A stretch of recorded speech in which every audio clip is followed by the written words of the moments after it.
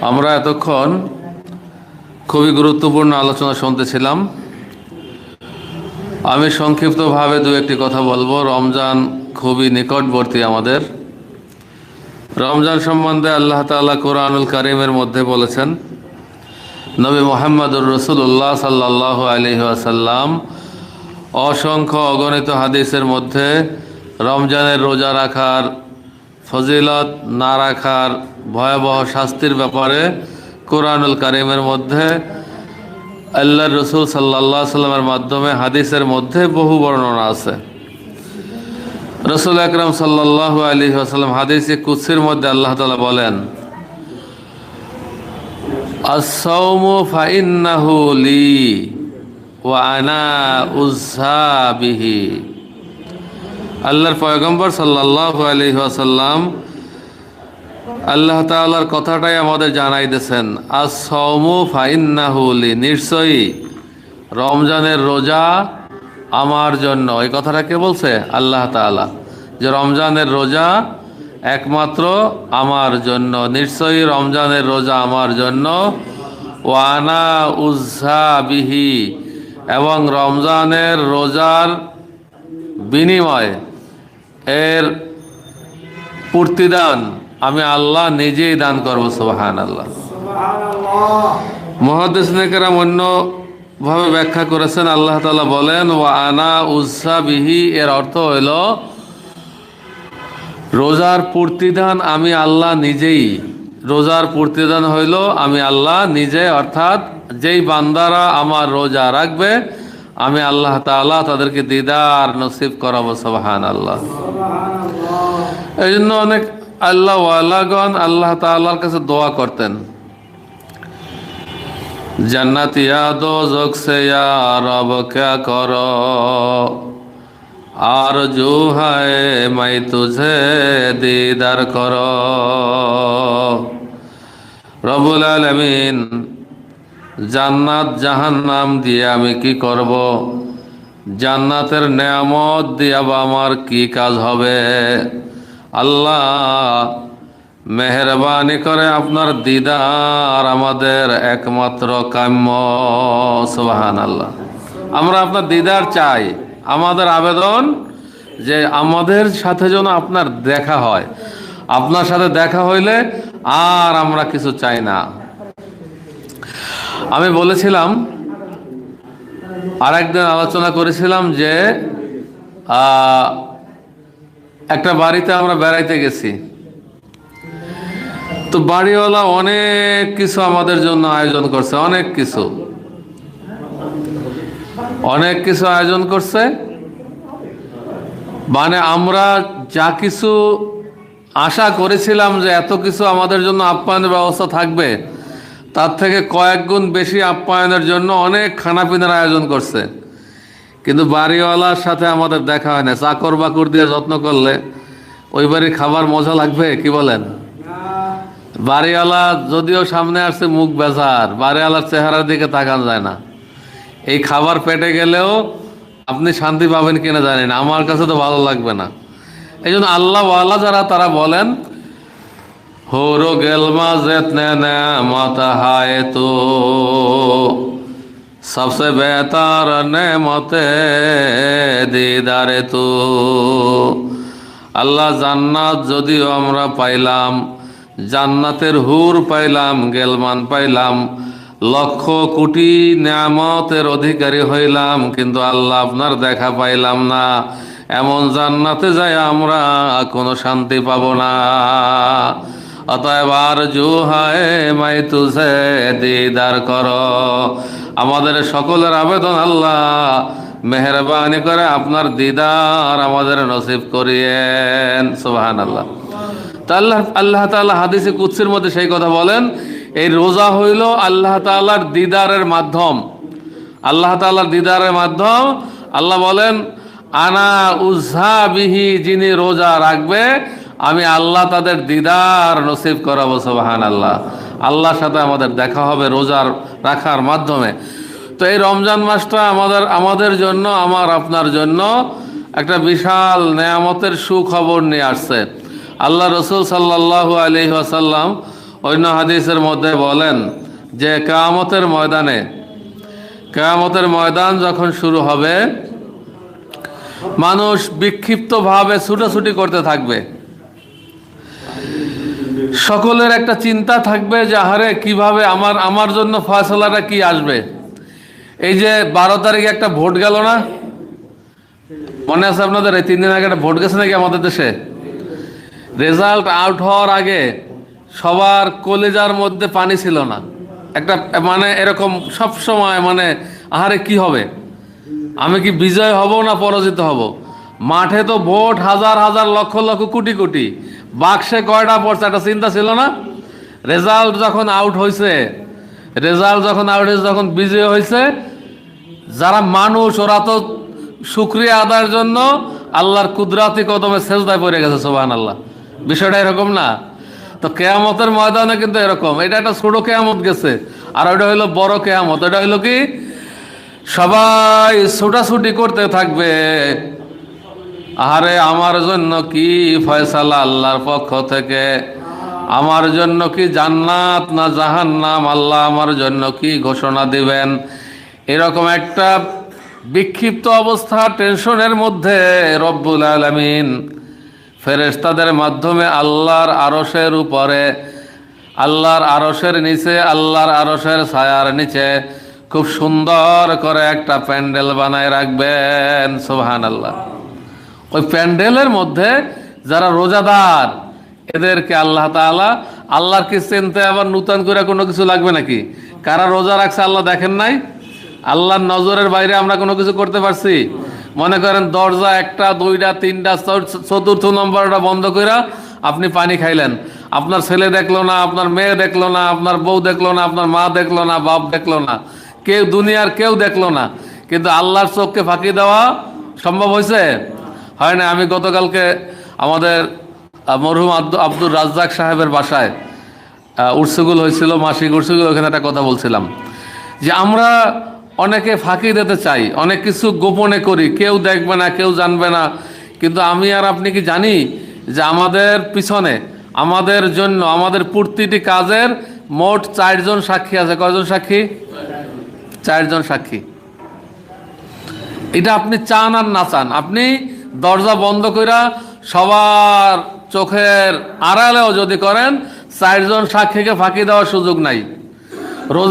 রোজার দিনে, দিনের বেলা যে আপনি খাবেন, 4 জন সাক্ষী আপনার সাথে সবসময় মোতায়েন থাকে, কিন্তু আপনি এটা বোঝেন আর না বোঝেন। 4 জন সাক্ষীকে, 1 নম্বরের সাক্ষী হইল আল্লাহর জমিন। বলুন সুবহানাল্লাহ। আপনি বিল্ডিং এর মধ্যে দরজা 10টা বন্ধ করে তার ভিতরে যায় খাইলেন, ওই জায়গাটা যদি আপনি রোজার দিন দিনের বেলায় পানাহার করেন, ওই জায়গা কিয়ামতের ময়দানে আপনার বিরুদ্ধে সাক্ষী দিবে। বলবে আল্লাহ দরজার পর দরজা বন্ধ করছে, কিন্তু আমার এই জায়গায় বসে সে দিনের বেলা রোজার দিনে পানাহার করছে, আল্লাহ বিচার করো। এগুলো একজন। 2 নম্বর সাক্ষী আমার শরীরের অঙ্গ প্রত্যঙ্গ। আল-ইয়াওমা নাখতিমু আলা আফওয়াহিহিম ওয়া তুকাল্লিমুনা আইদিহিম। আল্লাহ রাব্বুল আলামিন জবান বন্ধ করে দেবে, সমস্ত অঙ্গ প্রত্যঙ্গ ভালো কাজের ব্যাপারেও সাক্ষী দিবে, এবং খারাপ কাজ যেগুলি করেছি সব বিষয়ে আল্লাহ তাআলার কাছে সাক্ষী দিয়া দিবে। টাকা দিয়ে কিনে নেবেন সাক্ষী, সুযোগ আছে? মুক্ত বন্ধ, জবান বন্ধ, পকেটেও তো টাকা নাই। যেই কাপড়টা পরায় আমাদের দাফন করছিল, ওর মধ্যে পকেট, এই যে আমরা দাফন করি, পকেট কয়টা আছে কাফনের মধ্যে? টাকা পয়সা দেওয়ার সুযোগ আছে, নেওয়ার সুযোগ আছে নাকি? নাই। ওইখানে এই দুনিয়ার টাকা চলে না। এই সাধারণ বেনাপোল বর্ডার ক্রস করে বাংলাদেশি টাকা যদি 10 লাখও নিয়ে যান, আপনি 1 কাপ চা খাইতে গেলে খাইতে পারবেন না, কারণ এটা কনভার্ট করে, এটা পরিবর্তন করতে হবে, এটাকে আপনাকে চেঞ্জ করে যখন ইন্ডিয়ান টাকা নেবেন আপনি সব কিছু কিনতে পারবেন। তো এই দুনিয়ার বর্ডার ক্রস করে যখন কবরের বাসিন্দা হব, ওইখানে টাকা চলবে না। এই দুনিয়ায় টাকার বিনিময়ে যে নেকি অর্জন করেন, সেই নেকি ওইখানে চলবে। সুবহানাল্লাহ। তাহলে 1 নম্বরের সাক্ষী হলো জমিন, 2 নম্বরের সাক্ষী আমার অঙ্গ প্রত্যঙ্গ। অঙ্গ প্রত্যঙ্গেও ঘুষ খাবে না, দুনিয়ার জমিনও আপনার আমার থেকে ঘুষ নেবে না। 3 নম্বরের সাক্ষীটা আর একটু করা।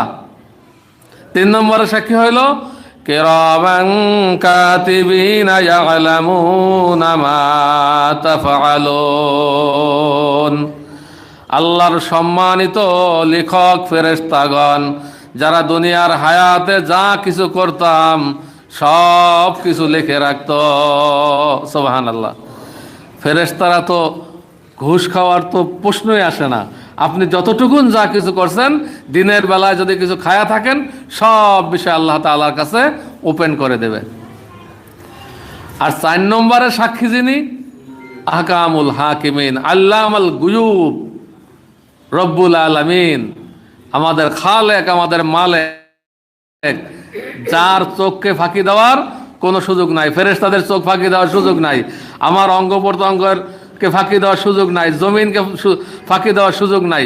একজন তো বলছিল, আমি এই কথাটা আরেকদিন বলছি এখানে, একজন এক আল্লাহওয়ালা বলছে পরীক্ষা করার জন্য কে কতটুকুন কামালিয়াত হাসিল করছে, কয় যাও একটা করে মুরগি জবাই করে নিয়ে আসো, কিন্তু কেউ যেন না দেখে, সবার চোখকে ফাঁকি দিয়া গোপনে গোপনে জবাই দিয়ে নিয়ে আসবা। সবাই নিয়ে আসে, মুরগি লাফাইতেছে, সব রক্ত ঝরতেছে। একজন অনেকক্ষণ পরাইছে, মুরগি জীবন্ত, জবে করতে পারে নাই। কয় কি যে কি ব্যাপার, সবাই করলো তুমি পারলা না? কয় হুজুর সবাই চোখ ফাঁকি দিয়ে আল্লাহ দিয়ে চায়ের হয়েছে। সুবহানাল্লাহ। কয় আল্লাহ চায়ের হয়েছে, আমি কেমনে করুম, কেমনে করুম? তো আল্লাহ তাআলা বলেন যে আল্লাহ আমাদের সাক্ষী, রোজার দিনে কিছু খাইলে সেটা আল্লাহ তাআলা দেখবেন। একজন তো বলছেন এরকম যে সমুদ্রের তলদেশে পাথরের মধ্যে কিছু ছোট ছোট পোকা আছে, পিঁপড়ার চাইতে ছোট, ওরা কোন দিকে যায় কি করে সেটাও আল্লাহর চোখকে ফাঁকি দিয়া করতে পারে না। সুবহানাল্লাহ।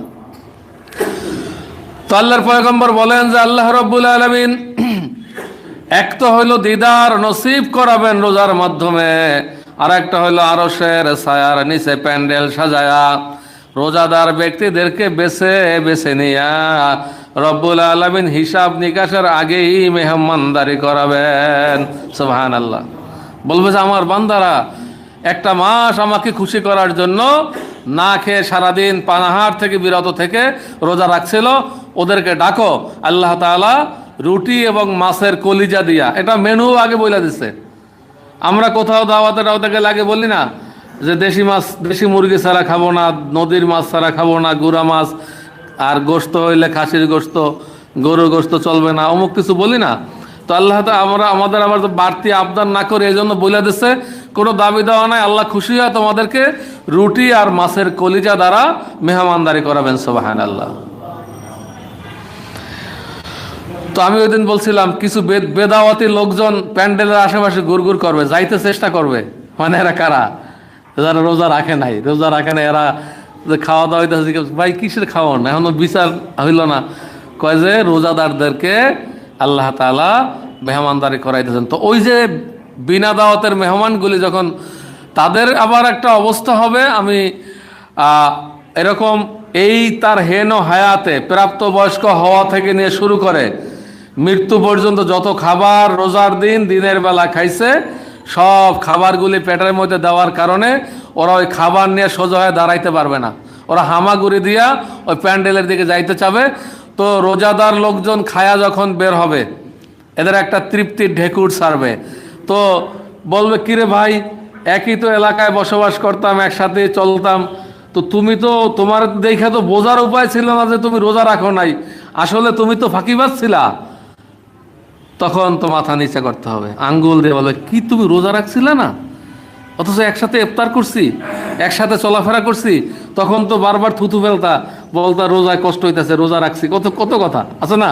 যারা রোজা রাখে না ওরা কত বড় ফাঁকিবাজ, মানে বুঝায় রোজা যারা সে তো বড় রোজাদার, কিন্তু আল্লাহর ওই আদালতের সামনে সবাই ধরা খাবে।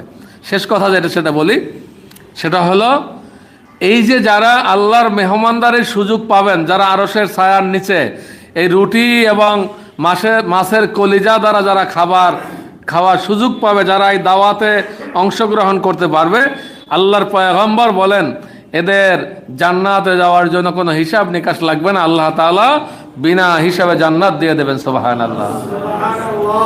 এই দুনিয়ার অবস্থা দেখেও বোঝেন না। আমরা এই যে ভোট দিতে গেছিলাম, তো ভোট দিতে গেছি, কিছু কিছু লোক দেখি আর্মিতে পিটায়, এই বাইরান বাইরান। আবার কিছু লোক আছে গলায় একটা কার্ড ঝুলানো, যারা ওই যে নির্বাচনী ওই প্রার্থীদের এজেন্ট, এদের আবার কিছু পাস আছে, পাস যাদের আছে এদের কিচ্ছু বলে না। আল্লাহর মেহরবানি, আমার কাছে একটা কার্ড ছিল, আমি বলবো না কিসের কার্ড। তো আমি ঘুরতেছি ঘাটতেছি, খালি বলে আরো কোথাও যাবেন, আরো কোনো রুমে যাবেন। মানে এই রোজাদার যারা, এরা তো পাশ পাইয়েই দাওয়াত খাইয়া বাইরেছে, এদের জন্য হিসাব হবে না। বলবে যে এরা পাশকৃত, পাশ নিয়ে আসছে, রোজা রাইখা আসছিল, এদের কিসের আবার হিসাব? আল্লাহ যাদেরকে মেহমানদারি করাইলো, আল্লাহ যাদের সাথে দেখা দিছে, এদের হিসাব হবে না, এদের বিনা হিসাবে জান্নাতের ব্যবস্থা করে দাও। সুবহানাল্লাহ। সম্মানিত হাজিরিন, আল্লাহর পয়গম্বর বলেন, মান সামা রমাজানা ঈমানান ওয়া ইহতিসাবান গুফিরা লাহু মা তাকাদ্দামা মিন যামবিহি। যারা আল্লাহর জন্য, আল্লাহর খুশির জন্য, সওয়াবের নিয়তে যারা রোজা রাখবে, আল্লাহ তাআলা তাদের জিন্দেগির গুনাহগুলি মাফ করে দিবেন। সুবহানাল্লাহ। আমান কামা রমাজানা ঈমানান ওয়া ইহতিসাবান গুফিরা লাহু মা তাকাদ্দামা মিন যামবিহি। এবং যারা তারাবির নামাজ পড়বে, আল্লাহ তাআলাও তাদের জিন্দেগির গুনাহ মাফ করে দেবেন। সুবহানাল্লাহ। সম্মানিত হাজিরিন, প্রতিটি হাক্কানি মসজিদে চাঁদাবিহীন, তারাবির টাকাবিহীন তারাবির ব্যবস্থা আছে প্রতিটা হাক্কানি মসজিদে। কোনো চান্দাও নাই, ধান্দাও নাই। আমি তো হলফ করে বলতে পারি, আমরা কোনোদিন, যেহেতু ইমামতি করে একটু কথাটা খোলাসা করি, আমরা কোনোদিন গোপনে গাপনে ইশারা ইঙ্গিতে তারাবি পড়াইছি কিছু টাকা দিয়ে যায় না। আমি তো 20 বছর হাক্কানি মসজিদ মিরপুরে কখনো বলি নাই, আমাদের যারা ইমাম সাহেবরা আছে বলে নাই, কোনো আমাদের এইসব নিয়ে কোনো টেনশনই নাই। তো যেই উজরতবিহীন যে ইবাদতটা হয়, এটা কবুলিয়াত ইবাদত। সুবহানাল্লাহ। তো আমাদের প্রতিটি মসজিদে তারাবির ব্যবস্থা আছে, হালাল টাকা দিয়ে ইফতারের ব্যবস্থা আছে প্রতিটা মসজিদে। আমরা যারা পীর ভাইরা আছি দূরে, যাদের বাড়ি, আমরা কমপক্ষে এরকম নিয়াত করতে পারি না যে আমাদের এই পুরা রমজানের তারাবিটা আমরা হাক্কানি মসজিদে পড়বো ইনশাআল্লাহ? পাক্কা নিয়াত নেব। এবং যদি না পারি, দূরে হয়, দেখবা যেমন আমাদের আজিমপুরে আমাদের সেক্রেটারির বাসায় তারাবির ব্যবস্থা আছে, এরকম অনেক পীর ভাইদের, সোহেল ভাইদের বাসায় তারাবির ব্যবস্থা থাকে। আমরা যদি দূরে, বাসার থেকে দূরে হয়, আমরা খুঁজে খুঁজে যেখানে তারাবি হয় পীর ভাইদের বাড়িতে, এই বিনা উজরতে যেখানে তারাবির ব্যবস্থা আছে, আমরা সেখানে চেষ্টা করি তারাবিতে অংশগ্রহণ করার। কারণ আম মসজিদে যখন যাব, ওদের চাঁদার বয়ানের ধাক্কায় এবাদত বন্দিগি করা যায় না। প্রতি ওয়াক্তে চাঁদার বাক্স চালানো হয়, তারাবির টাকা নিয়ে একটা বিশাল একটা, মানে তাদের একটা ঝক্কি ঝামেলা থাকে। এজন্য হাক্কানি মসজিদে, আমি আমাদের কথা বলি, আমাদের মিরপুরে আমরা এশার আজান দিয়াই উর্সিগুলটা করি। উর্সিগুল, পুরা উর্সিগুল হয়। উর্সিগুল হওয়ার পরে এশার জামাত, তারাবি, তারপরে অজিফা পর আমরা ছাড়ি। কেন আমরা উর্সিগুলটা আগে করি একটু ব্যাখ্যা দেই। সারাদিন রোজা রাখার পরে পীর ভাইরা, সাধারণ মানুষরা ক্লান্ত থাকে। তো তারাবির পরে 2 ঘন্টা তারাবির নামাজ পড়ার পরে এরপরে মানুষের এনার্জি থাকে না। এই জন্য আমাদের সেক্রেটারি সাহেবের সাথে পরামর্শ করে, হুজুর কেবলার সাথে কথা বলে আমরা এশার আগেই, এশার উর্সিগুলটা এশার আগে শেষ করি। এরপরে নামাজ হয়, সবাই শান্তি মতো অজিফা পরে সবাই যায়। তো এরকম হলে হতে পারে। তো আমরা সকলে মেহরবানি করে তারাবির নামাজ হাক্কানি মসজিদে পড়ব, রোজাটা ছাড়বো না। আমাদের পরিবারের মধ্যে সবাইকে রোজা রাখার জন্য তাকিদ দিব, উৎসাহ দিব, বাধ্য করব যদি প্রাপ্তবয়স্ক হয়।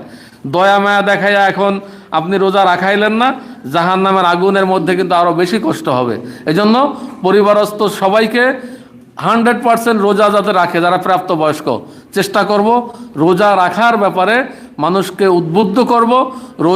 রোজার পবিত্রতা বজায় রাখব।